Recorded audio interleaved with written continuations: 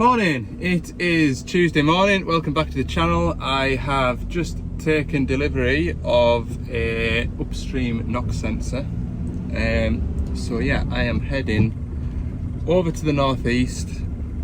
Hopefully I'm going to sort this high track, and once I've sorted it, that's it stored in the memory bank, and I'll know what to do next time I get this blooming SCR efficiency fault code.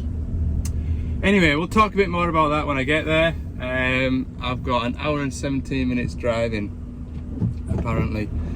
But I think it's half term because the roads around Carlisle are actually pretty reasonable for a change, so shouldn't be too bad. Right, I'll see you when I get there. So I've made it. The weather is a lot nicer over in the northeast. I often find it is. Yeah, I've got nice bright blue skies, not breath of wind. So the score is, it's moving day for him. He's moving away down the road. Well, from Carlisle, it'll be a good 2.5 hour journey, like. So this is his last day at this site. The wagon's here to collect it, and he's got a bit to finish off, so it's gonna be kind of all hands to the pump, and hopefully we'll suss this machine out here, and that'll be the end of it. That's the plan anyway. So I'm just waiting for him to finish his little, whatever it is he's doing. I think he's putting a drain in somewhere. He shouldn't be long, like, so yeah, that's what the score is. I don't want to keep this wagon driver waiting too long either, so we'll see what we can do as quick as we can. Alright, here he comes out the woods. I'll jump to it and crack on. Right, I've got connected. I'm just waiting for the knock sensors to wake up. We'll see what they're doing. I'll make a start getting that exhaust cover off while it's doing that. So I've had the machine running 10 minutes or so now. Just for my own knowledge, the upstream NOx concentration is reading 131 parts per million, and the downstream one is reading 147, so it's almost as if I haven't changed that downstream one. I know when I looked at it before I left last time, it was reading a lot lower than the upstream NOx. However, that upstream NOx was reading roughly the same. So this is the NOx, downstream NOx sensor. This is the little controller for it. You can plug it from the loom like that. 22mm spanner, it'll unscrew out of there. So this is unfiltered, pure engine emissions coming out of there, and likely the engine's running that clean that the emissions coming out the other end are dirtier. So yeah, like I say, perhaps this is the one that I should replace first. Right, I'll get it whizzed off and we'll run it back up and see what it's like.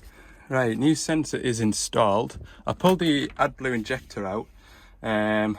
There was a bit of carbon buildup around the tip of it, but the injector itself, the tip, looked clean enough, so I think we're all right there. So yeah, I'm just gonna start it up. Hopefully I'll get connected to the machine as well. So I'm just waiting for the NOx sensors to wake up now, so I'll go and pack my tools away in case that saves any time. Hopefully I don't need to get them back out again, but we'll see.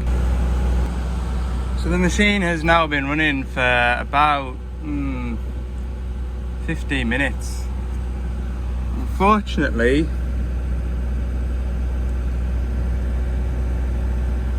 I'm no better off. I am no better off. What Andrew was saying in the comments made perfect sense to me. You know, if this upstream NOx sensor, which is the one just out the engine, which is the one that I've just replaced, if that's reading, say they're 140, but the actual emissions are 100, and if the actual emissions are like 500, then that would have an effect on the AdBlue dosing quantity. But I mean, even what's baffling me as well is that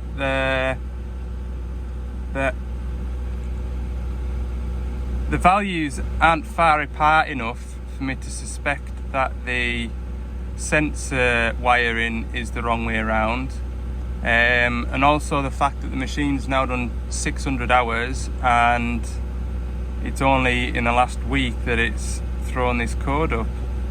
You know, if the sensors were wired in the wrong way around, surely within 100 hours it would throw this sort of a code up. Yeah, I am a little bit concerned, like, I am not sure where to go from here. I mean, something like this there might be a software patch to cure it. So my boss is just having a look into that just now as we speak. Yeah, a pain in the backside.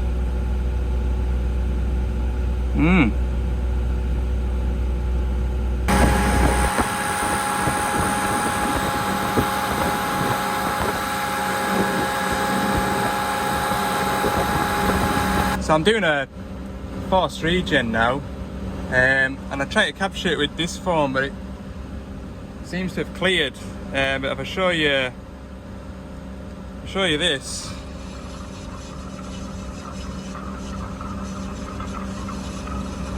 see all that smoke coming off it, and this downstream NOx sensor, when it was smoking, was reading like 3,000 parts per million, but my upstream one, which is the one I've changed, it's still sort of reading a lot less. Something not right here, like, I do wonder if it's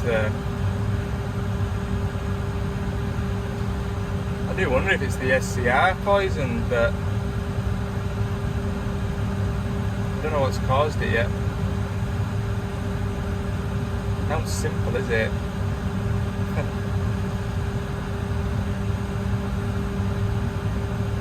The emissions is settling down again now. The downstream's still reading a lot higher. The things is settling down now.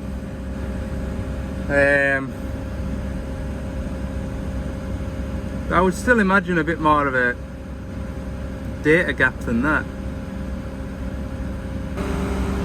Alright, half an hour later, it is still doing a regen. There's only just a slight bit more than 5 grams left in the DPF, so it won't be long till it's finished, but my NOx sensors are still reading pretty strange. Let's have a look here now. So I'm still getting quite a high reading. Earlier when it was reading like 250, and I think it got as low as 91, even that NOx conversion efficiency is still 44%, and it should be below 30%, so it still isn't right. Yeah, I just wonder if we've got a problem with that exhaust treatment system here. There's got to be something like that, something dearly wrong with it. It's not good. Bit of a head scratcher. Anyway, I'm going to let it finish its cycle, and I'm going to go back to all plugs and just double check that we haven't got any moisture. I'll do my very best to try and make sure there's no stupid electrical faults, but I think if there was an electrical fault, those figures would be jumping around a bit more than they are. Well, that's looking more like it now, more what I expected to see. I'll just take those figures and work out what the conversion rate is there, but the machine's only idling. So it's reading 23.8%, and that's it running at a high idle, 1850. And that is below, is it below? I'll double check. What did my calculator say? Yeah, that is below the 30% threshold.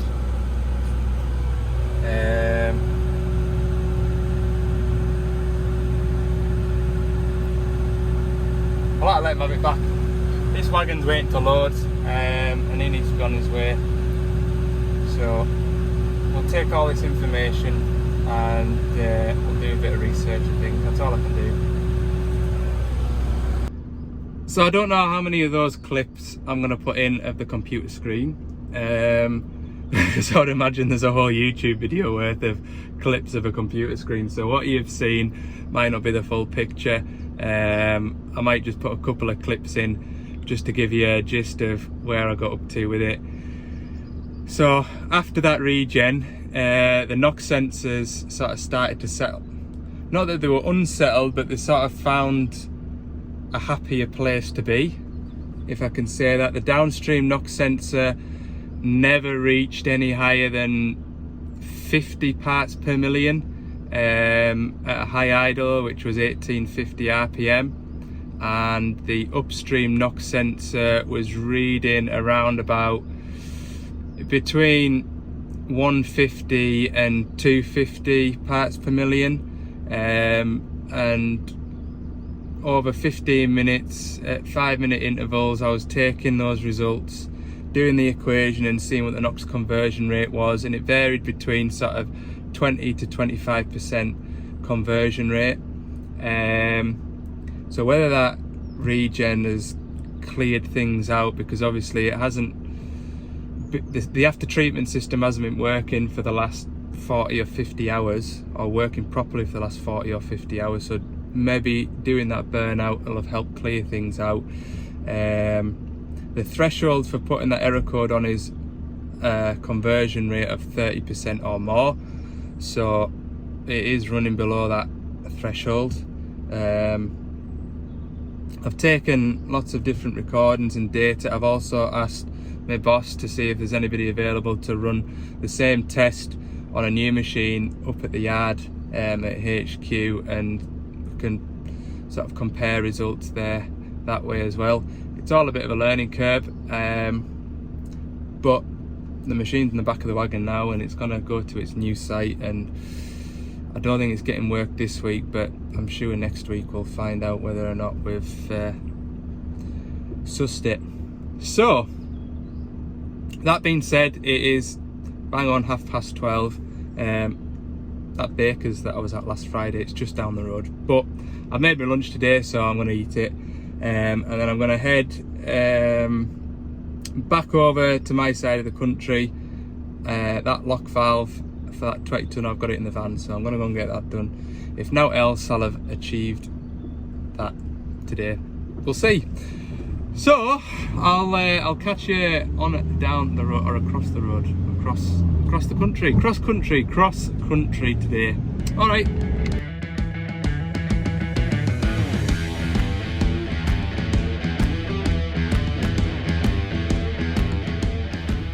Right, quick update. While I've been driving, I've had one of my colleagues on. He's been running the same test that I did with that 160 on a 14 tonner, which is the same machine basically.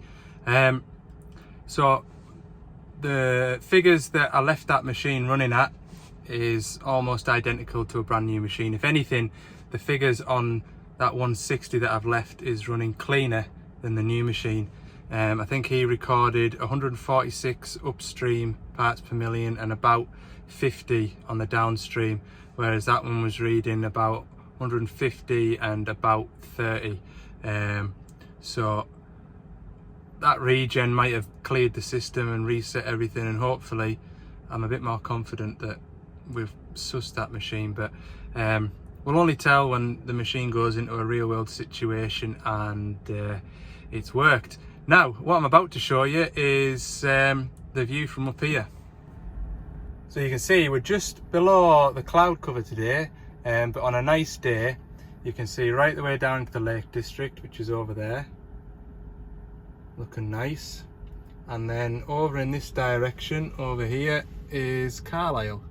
You can see how low lying it is. This sort of area here is the Solway coast, and Carlisle's only I think about 25-30 metres above sea level. Up here we are 1900 feet, and I'm heading away down in that direction there-ish. to a small village to look at this 20 tonner. This is Hartside Summit, and it's right on the border. Well, it's not far off the border between County Durham and Cumbria. So there you go. It's popular road, this road that comes up here and down the other side because of the twists and the turns.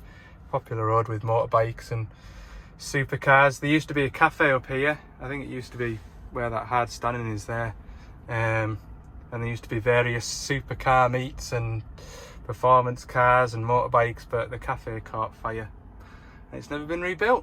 So yeah, there you go. Right, lock valve time. I'm feeling a little bit better in myself knowing what a new machine performs compared to that one. So I'll put that one behind me now and we'll get on to the next job. Right, when we last spoke I was away up on that hilltop and now I'm here. Yeah, we'll get this lock valve changed out. Same scenario as that 160 that I did a couple of weeks ago, because I came to this one afterwards, didn't I, the following day. So yeah, I've got my new one, which is here. It's a lot heavier than the other one. Yeah, right, I'll make the machine safe, so is just put it over them blocks for us to stand on.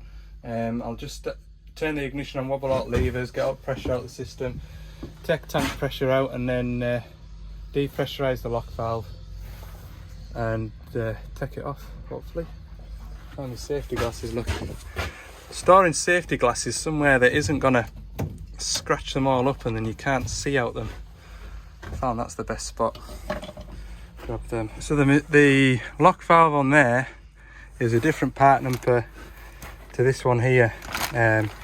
Well, the part number is the same apart from the letter on the end, which is a B, which means that there's something inside that that's changed, or something is going to change between that and that. So chances are this one will be okay for the rest of its life, but we'll see. Right, Allen keys, 19mm spanner, jug and a bung.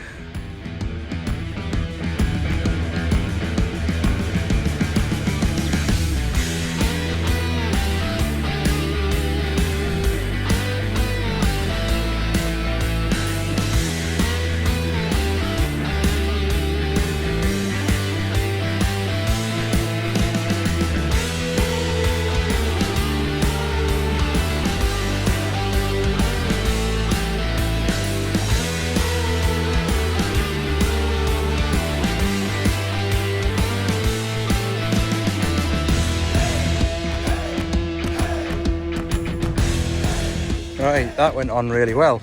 The wind has caught the oil that was just sort of running out that pipe, and anyway, it's not too bad. I don't like to make them, especially when it's a new machine, as you know. Right, I've left the pilot pipe cracked, so what I'm going to do now is start the machine, low idle, just bring the dipper arm in, and when I do that it'll send oil up this pipe to unlock this valve, and we'll just bleed any air out that's in here. Makes a smooth operation.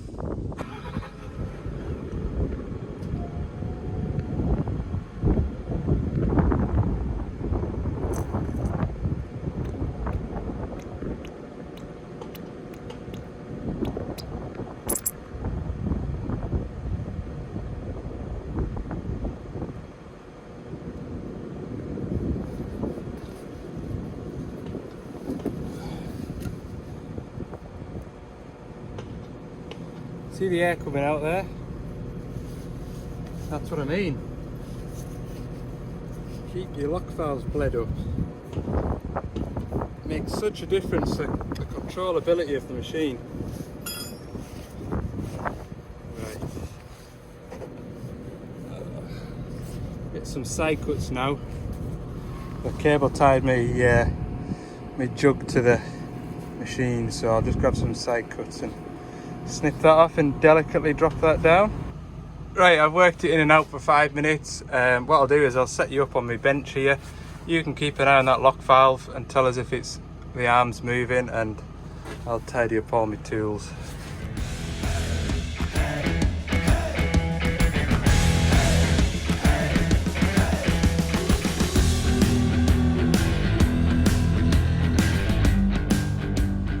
Well, that hasn't budged at all.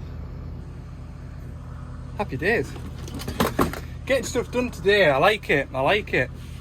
Getting through that list of jobs to do. Yeah, it's 3 o'clock now. What am I going to do next? I'll have a think, I'll get back to you in a sec. So, I've had a think about it and a bit of luck, and at this time of day there's nothing else I can really get squeezed in. So, what I'm going to do is go back to the yard, and well, even if I get back to the yard, it'll be just about 4 o'clock now, and hopefully there's a bit of space on the wash. I'll give the van a wash off, and I've got a bit of paperwork I can get sort of squared away. Not a big pile of stuff to do, but stay on top of that job, and that's one less job to do later on down the line. So yeah, that's what I'm going to do just now, and I'll see you in the morning. Morning, it's Thursday, and it's Thursday today? No, it's not Thursday. Wednesday today it is.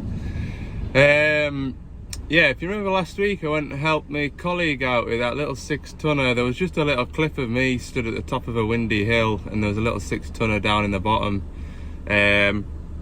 So yeah, they've got, well, the source parts for it, and the parts are to collect from industrial estate on the other side of the country. So I'm going to go and get those parts, and then I'm going to go up to the machine and hopefully fix it today. That's the dream. That's the dream. Hopefully it'll become a reality. So sit tight, and we'll go and get these parts, and I'll tell you a bit more about the job. All right. Well, this is the weirdest bit to have ever come to. There's no front door at the roadside. There's an arrow there that points to a gate which is locked, and behind that gate there's hundreds of these golf carts. Press button and report to the reception. Tried that, no answer. Come to this gate here, there's that big yellow button, no answer. What a queer bit like. Thought I'd try phoning them. Well, that took longer than expected, but I've got the bit and it looks right, so I'm confident that I've got the right part. So next job now is to head over to where the machine is, and obviously can't get the van to it, so I'll have to make sure I don't forget anything. I'll have to pack my little handbag. So yeah, I'm not sure how far it is.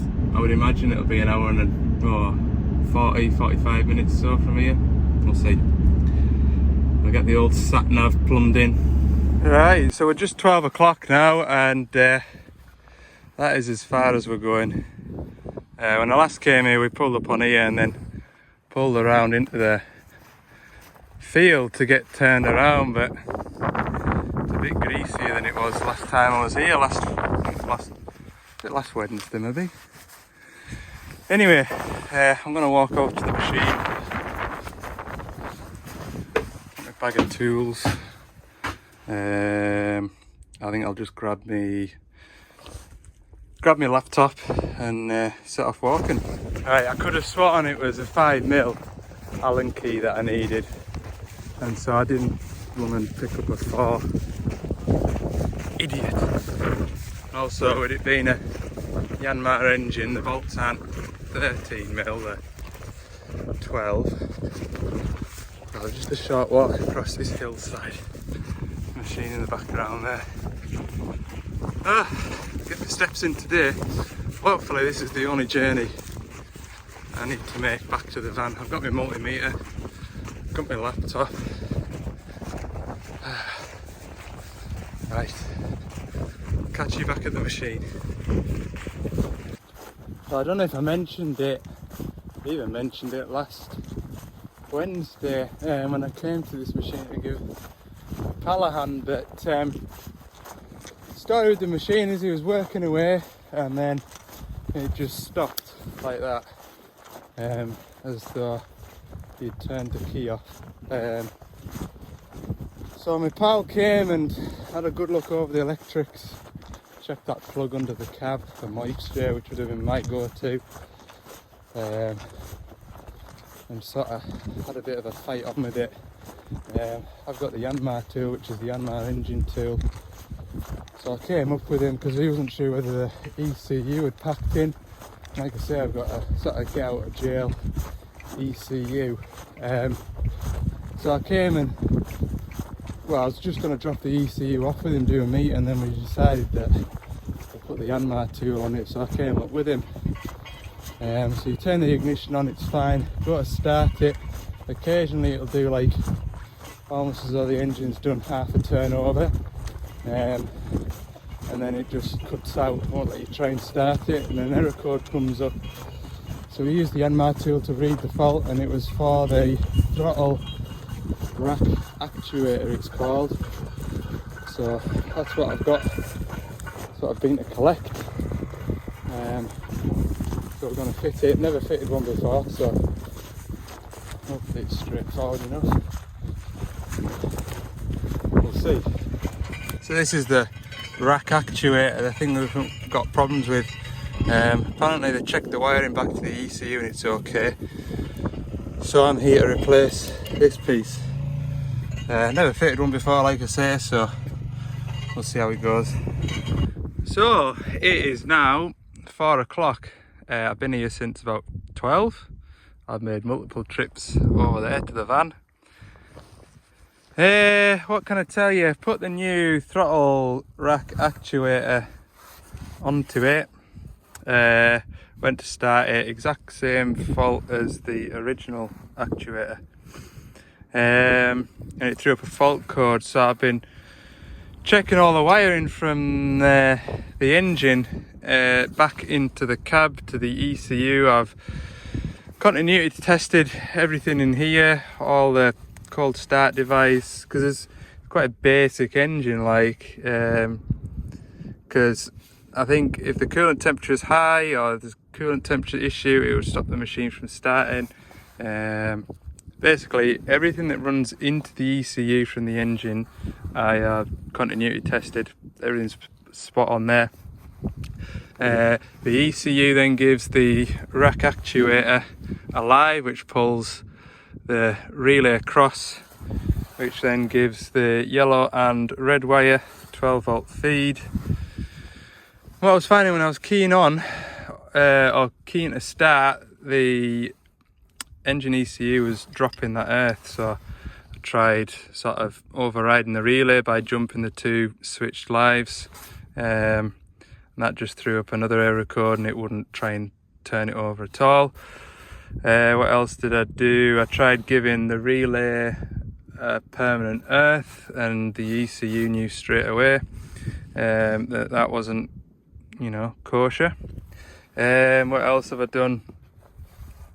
Because I was thinking, like, without showing you a wiring diagram and showing you everything, the machine was running presumably flat out, or it was, you know, running at high idle, and he said it just like you'd turn the key to switch it off, but the dash remained on. So you kind of think, well, the battery relay and the battery lives and everything like that can't have been affected, and sure enough, when you turn the ignition on, you've got all your battery lives and everything like that. Everything's working until you go to crank it and start it.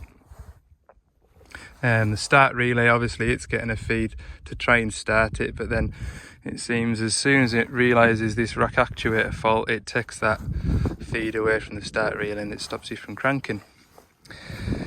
So yeah, I've done a lot of reading about start circuit, everything of that. Job. To be honest with you, I struggled to find any information in both the Yanmar service manual and the Doosan service manual. Struggled to find any information at all about this, other than it being mentioned a couple of times that it's a rack actuator.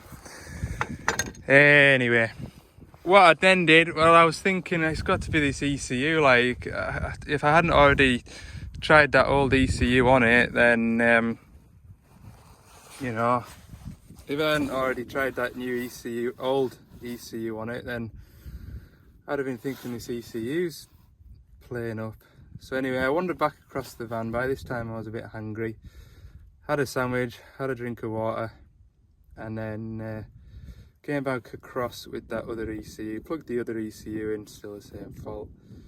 And I just thought, right, I'll leave the new actuator fitted to the pump, and I'll plug in the old actuator, and lo and behold, go to start, turns over, grand no bother at all. So took the new actuator out, and inside here there's a arm. See that on the right hand side, inside that hole, there's that flat thing that's sticking out towards you. That's what you've got to line up. You've got to get that cut out in, and then you turn it like that and it sort of locks it in. So obviously that actuator is moving it, and it's kind of moving, but there's not an awful lot of movement in it, and it's occasionally there, it's sticking. You hear that clunk there? That's it, sort of sticking. So I've got it, I've got it kind of feels free, but as soon as I put either of those actuators on, it'll chow over and won't fire. And then you key off, key back on, go to start it again, your original fault comes up where it does sort of half a turn over and stops turning over. So I'm going to take the back of this pump off, just here, because when you read about it in the Yanmar service manual, all the pictures show that much of the pump rather than this piece on the back, and even in the parts book as well, until you look for the rack actuator, all you see is that much of the injection pump. So doesn't look like anything will fly apart, but hopefully I'll be able to see what this mechanism is in here, and you know, it might just be a broken spring or something stupid, and I can try and fettle some up just so we can, at the moment our win at the minute is just getting it starting and running and getting it off this hillside and getting it in the gateway, like that's the goal at the minute. So yeah, that's what I'm on with, that's where I'm up to. Sun's going down now and it's getting a bit cold, but we're in high spirits because we feel like we're getting somewhere. Right, we're gonna get pulled out while it's, hopefully pulled out while it's, oh my god, this isn't gonna go well.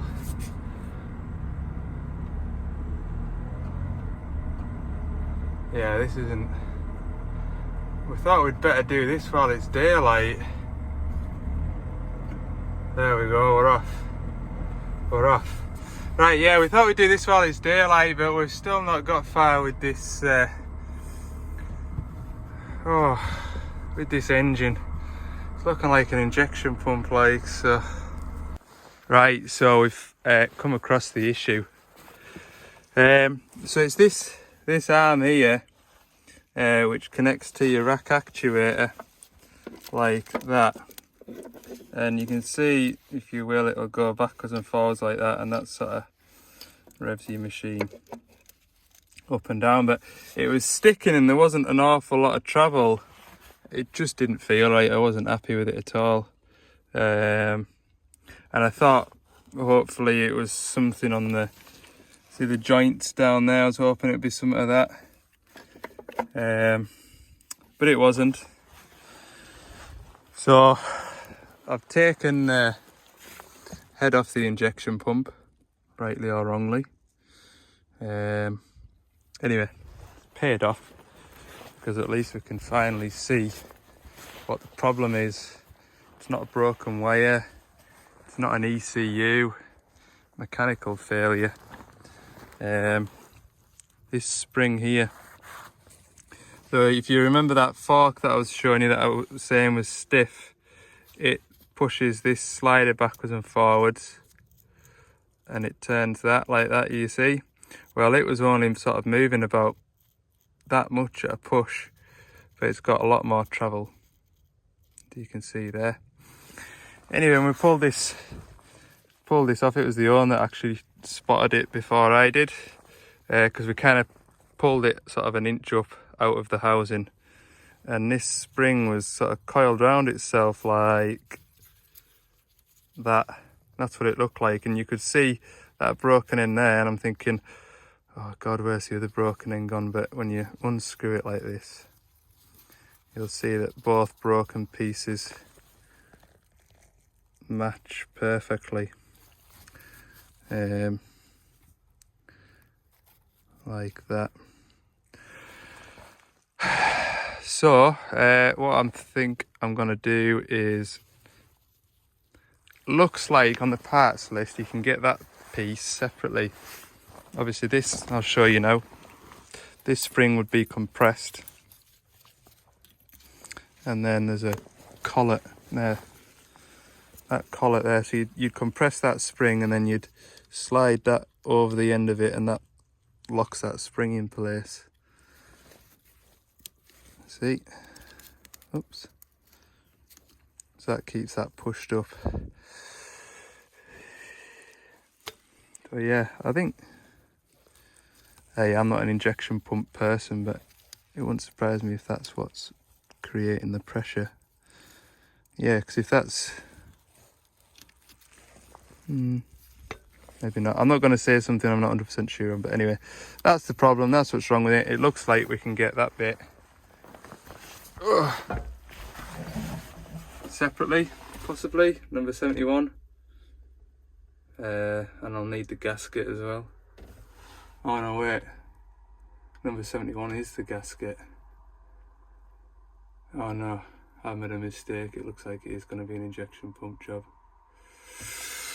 Oh dear. Right, anyway, I'm going to pack up. Right, so it is 22:07. I just got pulled out that field. Well, no, the van actually drove out the field, but I drove up onto the road here where I could get pulled in, put on my tow and eye and straps away. So yeah, does anybody know if there's any specialists that'll supply that? It sits underneath the head where the injection pipes come out,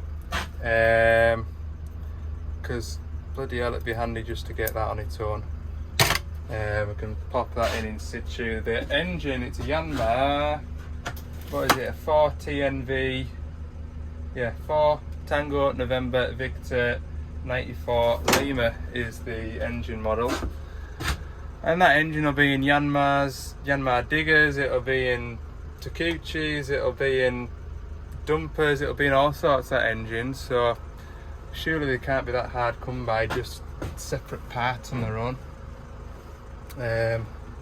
So yeah, that's what the fellas want to do anyway, just try and replace the parts that's failed rather than pull all injection pump off and send it away and whatnot. But you lot might know better than me and might know that you should get that sent away to get that kind of work repaired. So yeah, let us know what you think in the comments. Right, I've got about an hour and 15, hour and 20 minutes back down to Carlisle, so I'm going to wrap the video up there today. Not sure just yet when you'll see it, because if it's late back tonight, and then by the time I've had my dinner and showered, I'll about be ready for bed tonight, I think. So yeah, thanks for watching, and if you enjoyed the channel or enjoyed the video, please give it a thumbs up, and if you haven't already, and there's about 49% of you, don't forget to hit the subscribe button too. Alright, I'll see you in the next one.